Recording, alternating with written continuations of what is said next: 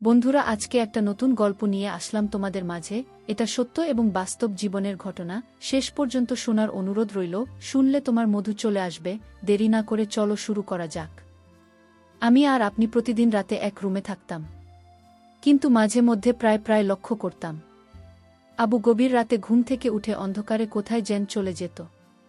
আবার 2 থেকে 3 ঘন্টা পর সেখান থেকে এসে চুপি চুপি করে আমার পাশে শুয়ে পড়ত। কিন্তু যখন আপু আমার পাশে এসে শীত, তখন আপুকে খুব পরিশ্রমী এবং ক্লান্তির মনে হতো। মনে হচ্ছে কোনো পরিশ্রমের কাজ করে এসেছি। একদিন আমি ঘটনাটি রহস্য জানার জন্য আপু যখন গভীর রাতে অন্ধকার রুম থেকে বেরিয়ে যায়, তখন আমি সেই ঘটনা রহস্যই জানার জন্য আপুর পিছন পিছন গেলাম। আমি দেখতে পেলাম আপু আস্তে আস্তে করে বাড়িওয়ালা রুমে প্রবেশ করেছে। তারপর আমি ভাবলাম, দেখি আপু বাড়িওয়ালার সাথে কি করে। তাই ঘটনাটি জানার জন্য দরজার পাশে কান পেতে দাঁড়িয়ে রইলাম। একটু পর যা শুনতে পেলাম তা শুনলে বন্ধুরা তোমাদের মাথা গরম হয়ে যাবে। বন্ধুরা, গল্পটি অনেক ইন্টারেস্টিং। আশা করি তোমরা পুরো গল্পটা শুনবে। তবে গল্পটি শোনার পূর্বে বন্ধুরা, তোমাদের নিকট আমার ছোট একটা অনুরোধ। তোমরা দয়া করে আমার চ্যানেলটি সাবস্ক্রাইব করে আমাকে সাপোর্ট করবে। হ্যালো বন্ধুরা, আমি নূরজাহান নূর। কেমন আছো তোমরা সবাই? আমি আবারও চলে আসলাম তোমাদেরকে মজা দেওয়ার জন্য আর একটি নতুন গল্প নিয়ে। আজকে গল্পটি আমার নিজের বাস্তব জীবনের একটি গল্প। বন্ধুরা, বর্তমানে আমার বয়স 30। তবে আজকে আমি তোমাদেরকে যে গল্পটি বলব, তখন আমার বয়স ছিল 15। ছোটবেলা থেকেই আমাদের বাবা মারা যায়। আমাদের কোনো ভাই নেই। আমরা 2 বোন। মা অনেক কষ্ট করে আমাদেরকে বড় করে তুলেছেন। কিন্তু দুঃখের ব্যাপার হলো, যখন আমার বয়স 12 কি 13 হবে এবং আমার বড় বোনের বয়স 15 থেকে 16 হবে, তখন আমার মা ও মারা যায়। আর এদিকে আমাদের পারিবারিক অবস্থা খুব একটা ভালো ছিল না, যে কারণে আমরা এলাকার কিছু মানুষের সহায়তায় চলে আসি আমাদের গ্রামের বাড়ি থেকে ঢাকা শহরে কাজের সন্ধানে। আমার বড় বোনের নাম শিমুল। আমি আর শিমুল আপা আমাদের এলাকার এক আত্মীয়র বাসায় এসে উঠলাম। কিন্তু ঢাকা শহর, কেউ কাউকে এক বেলা খেতে দেবে, কিন্তু থাকার স্থান দিবে না, দেওয়াটা কষ্টকর হয়ে যায়। ঢাকা শহর আজব শহর। মানুষের বসবাসের জন্য সামান্যটুকু জায়গা দিবে, এটা কেউ চাইলেও দিতে পারে না, কারণ এখানে বসবাসের জায়গা খুবই সীমিত। আমি এবং আমার বড় আপু শিমুল আপুকে নিয়ে আমাদের এই আত্মীয়ের বাসায় খুব কষ্ট করে 2 দিন রইলাম। 2 দিন থাকার পর আমরা কি করব বুঝতে পারছি না। আমাদের হাতে তখন অল্প কিছু টাকা ছিল, যা দিয়ে আমরা কোনো রকম চলতে পারতাম। কিন্তু বাসা ভাড়া নেওয়ার মতো টাকা আমাদের কাছে ছিল না তখন। আমি আর শিমুল আপু খুব চিন্তায় পড়ে গেলাম। চিন্তা করতে করতে আমরা একটা বাসা খুঁজছি, যাতে কিছুদিন পরে আমরা কিছু করে টাকা পয়সা দিতে পারি। এমন একটা সুবিধার বাড়িওয়ালা খুঁজতেছিলাম। আর এদিকে আমার বড় বোন শিমুল আপু একটি গার্মেন্টসের চাকরি পেয়েছে।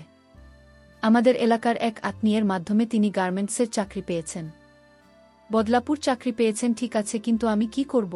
আমার বয়স তো কম। তাছাড়া আমি ছোট মানুষ, আমাকে তো আর গার্মেন্টসে নেবে না। যাই হোক, আমি মাস 2 এভাবে রইলাম। আর এদিকে আমার বড় বোন চাকরি পাওয়ার সুবাদে এমন একজন বাড়িওয়ালা পেয়েছিলাম, যাকে আমরা 1 মাস পরে টাকা দিয়েছিলাম। প্রথম ভেবেছিলাম বাড়িওয়ালা লোকটি অনেক ভালো, কারণ আমাদের বিপদের সময় সে অনেক হাল ধরেছে, আমাদেরকে অনেক সহায়তা করেছে। যাই হোক, বাড়িওয়ালার 2 ছেলে 1 মেয়ে, তাদের সবাইকে বাড়িওয়ালা বিয়ে দিয়ে দিয়েছে। আর বাড়িওয়ালার বউ মারা গিয়েছে অনেক আগেই। কিন্তু বাড়িওয়ালা যে একটা ভয়ঙ্কর কাজ করবে, তা আমি কখনো কল্পনাও করতে পারিনি। আমার বড় বোন শিমুল আপু ইদানিং তাকে খুব রোমান্টিক মনে হচ্ছে। কিন্তু আপুকে কেন এরকম রোমান্টিক মনে হচ্ছে তা কিন্তু আমি কিছুতেই বুঝতে পারছি না। আমি আর আপু একদিন একসাথে শুয়ে রইলাম রাতে, কিন্তু মধ্যরাতে কিসের জেন সন্দেহে আমার ঘুম ভেঙে যায়। ঘুম থেকে উঠে দেখি আপু আমার পাশে নেই। আপু আমার পাশে নেই। এ অবস্থা দেখে আমার ভিতরটা কেঁপে উঠল। মনে মনে ভাবতে লাগলাম, কোথায় গেল আমার আপু? আমাদের কিছু ঘর, নিজের রুম সহ খুব ভালো করে সব জায়গায় খুঁজলাম, কিন্তু কোথাও আপুকে পেলাম না। শুয়ে শুয়ে মনে মনে চিন্তা করতে লাগলাম, তাহলে আপনি গেল কোথায়? রাত যখন 3টা থেকে 4টা বাজে, তখন আমি দেখতে পেলাম আপু কোথায় থেকে যান। আমাদের রুমে প্রবেশ করছে।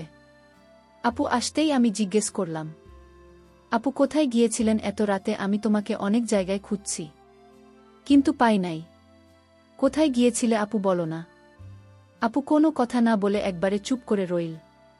চুপ করে শুয়ে পড়ে ঘুমিয়ে পড়ল। আর এদিকে আমি মনে মনে চিন্তা করতে লাগলাম, আমার আপু তো এমন ছিল না। হঠাৎ করে আপুর কি হয়ে গেল? আমার আপু দেখতে অনেক সুন্দরী, অনেক সুশ্রী। আমার আপু অনেক স্মার্টও বটে।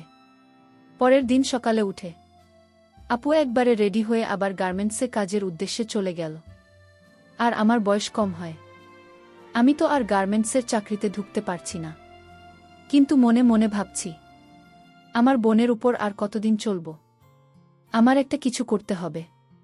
তাই আমি একটা চাকরি খুঁজতে শুরু করি।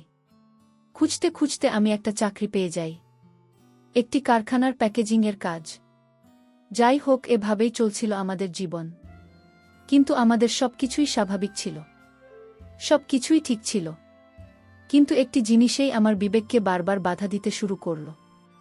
আর তা হলো, আমরা যে রুমে থাকতাম, সেই রুমটাতে আমি আর আমার আপু একসাথে থাকতাম। কিন্তু রাত যখন গভীর হতো তখন আমি ঘুম থেকে উঠে দেখতাম প্রায় প্রায় আপু আমার সাথে আমাদের বিচারে নেই। মনটা তখন খুব খারাপ হয়ে যেত। এ ব্যাপারে আপুকে জিজ্ঞেস করলে আপু কোনো কিছু বলতো না। ব্যাপারটা আমার কাছে খুব রহস্যজনক মনে হলো।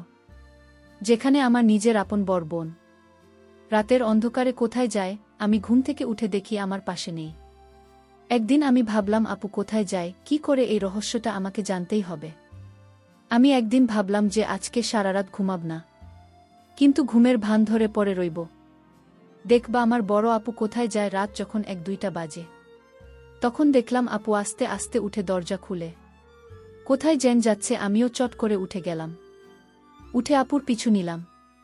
এমনভাবে পিছু নিলাম যাতে আপু কোনোভাবেই বুঝতে না পারে যে আমি তার পিছু নিচ্ছি। আমি দেখতে পেলাম আপু আস্তে আস্তে করে আমাদের বিল্ডিংয়ের 4 তলায় গেল। আমি ভাবলাম, আপু 4 তলায় কি করে? এখানে তো বাড়িওয়ালার থাকে, আর বাড়িওয়ালার বাসায় তো কেউ নেই। বাড়িওয়ালা শুধু একলা ছেলে মেয়ে সবাইকে বিয়ে দিয়েছে। তার বয়স প্রায় 55 থেকে 60-এর মতো হবে।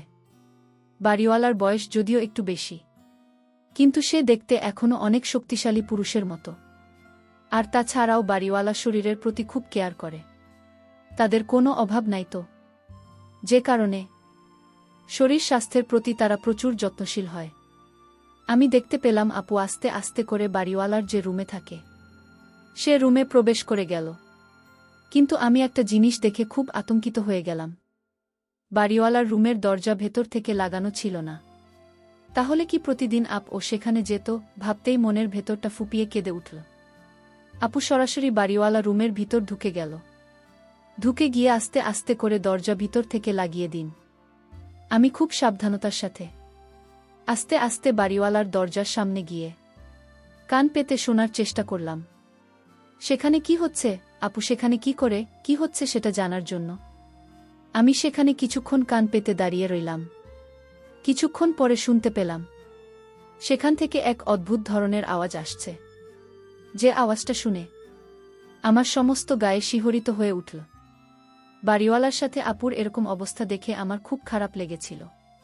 কিন্তু রুমের ভিতরে কি হচ্ছে আর এরকম অদ্ভুত আওয়াজ আমি কখনো শুনি নাই। এরকম অদ্ভুত আওয়াজ কেন হয় আমি কিছুতেই বুঝতে পারি নাই। এভাবে প্রায় 10-15 দিন আপুকে লক্ষ্য করলাম সেখানে বাড়িওয়ালা রুমে যায়। যাওয়ার সাথে সাথে কী রকম একটা অদ্ভুত আওয়াজ আসে। তারপর একদিন আমি মনে মনে ভাবলাম আমাকে সেই রহস্য খুঁজে বের করতে হবে। আপু সেই রুমে গিয়ে কি করে, আর কেনই বা 60 মধ্য একজন বয়স্ক লোকের সাথে আপু কি করে, ঘটনার রহস্য জানার জন্য একদিন আমি কৌশলে বাড়িওয়ালার রুমের খাটের নিচে গিয়ে বসে থাকি। আর আপুকে বললাম, আপু আমি আমার এক বান্ধবীর বাসায় বেড়াতে যাচ্ছি। আজকে মনে হয় আমি আর আসতে পারবো না। রাত যখন 1-1টা বাজে তখন লক্ষ্য করলাম আমার আপু বাড়িওয়ালার এখানে আসছে। আপু বাড়িওয়ালার এখানে আসতে বাড়িওয়ালা আপুর সাথে এমন বাজে আচরণ করা শুরু করল, যা দেখে আমার 2 চোখ মুছে যাওয়ার মতো অবস্থা হলো। কিছুক্ষণ আমি অপেক্ষা করলাম। অপেক্ষা করার পর আমি আমার নিজেকে আর কন্ট্রোল করতে অসহনীয় হয়ে গিয়েছিলাম। কাঠের নিচ থেকে আমি বেরিয়ে আসলাম। আমাকে দেখে আপু এবং বাড়িওয়ালা দুজনেই চমকে গেল। তারা দুজনেই যেমন চরম লজ্জায় পড়ে গেল। আমি আপনাকে বললাম, আপু তুমি আমার বোন হয়ে এই ৬০ বছরের একটা বন্ধুর সাথে তুমি এরকম কাজ করতে তোমার লজ্জা করল না? বাড়িওয়ালা এবং আপু দুজনে আমার সামনে মাথা নিচু করে রইল। তারপর আমি আপনাকে বললাম, আপু কেন তুমি এরকম কাজটা করলে? একটু বলো না আমাকে। দুনিয়াতে কি তোমার ছেলে মানুষের অভাব ছিল? তাই বলে তুমি একটা ৬০ বছরের বুড়োর সাথে আছি? আপু আপু কিছুক্ষণ নীরব থেকে আমার প্রশ্নের উত্তর দিতে শুরু করল। আপু আমাকে বলল, বোন নূরজাহান, আমরা যখন খুব অভাবে পড়ে এই শহরে এসেছিলাম তখন খুব ছোট। তখন এই লোকটা আমাকে অনেক হেল্প করেছে, যার প্রতিদান দেওয়ার জন্য আমি প্রতিদিন তার এখানে আসতাম। কিন্তু আস্তে আস্তে কখন যে কোনো সময় আমি তার প্রেমে পড়ে যাই। আমি তাকে ভালোবেসে ফেলি, তা নিজেও বলতে পারি না। এক পর্যায়ে আমরা বিয়ে করেনি বোন, আমরা এখন স্বামী স্ত্রী। কিন্তু এই সমাজকে বুঝতে দেই না। আমার বর বোন শিমুলপুর কাছ থেকে এরকম ধরনের কথা শুনে আমার কিছুটা খারাপ লেগেছিল। তারপর ভাবলাম, যেহেতু আমার বর বোন তাকে বিয়ে করে নিয়েছে, তাতে তো কোনো সমস্যা নেই। আমি আমার বোনকে বললাম, তাহলে লুকিয়ে কেন? আমরা স্বামী স্ত্রী তা প্রকাশ করো। তোমার স্বামীর বয়স বেশি হয়েছে, তাতে কি হয়েছে? যেহেতু তুমি বিয়ে করে ফেলেছ, তাহলে এটা প্রকাশ করতে অসুবিধাটা কোথায়?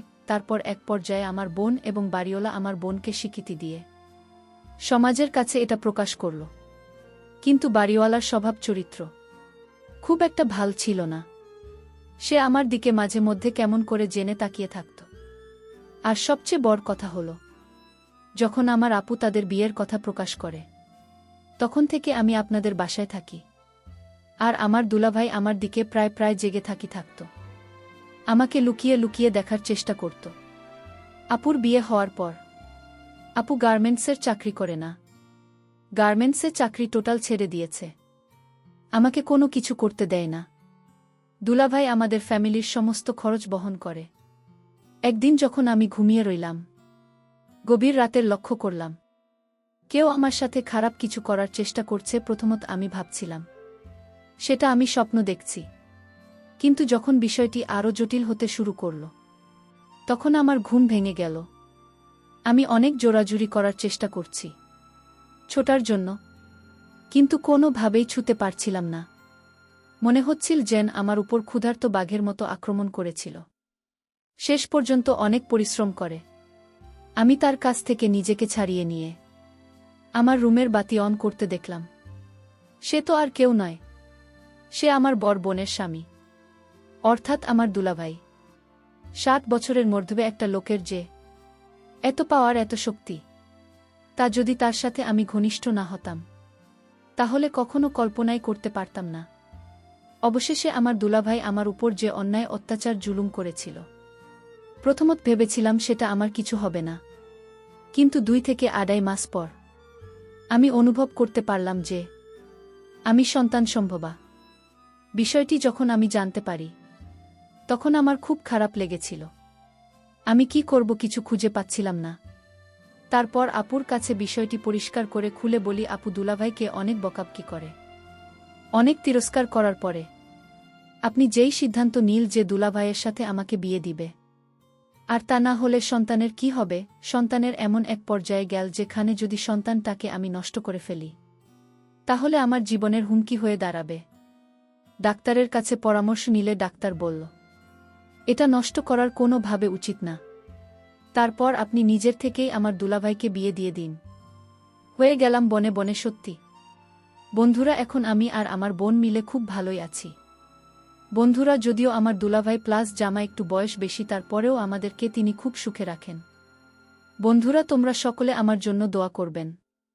পরিশেষে আমি তোমাদেরকে বলব, বন্ধুরা, এই পৃথিবীতে হাজার হাজার কোটি কোটি লোক আছে। তাদের মধ্যে কোনটা মুখ আর কোনটা মুখোশ তা চিনা খুবই কঠিন। আর এমন কিছু ঘটনা এ পৃথিবীতে ঘটে যা সাধারণত স্বাভাবিক কোনো মানুষ মেনে নিতে খুবই কষ্ট হয়। আর আমার ক্ষেত্রেও তাই হয়েছিল।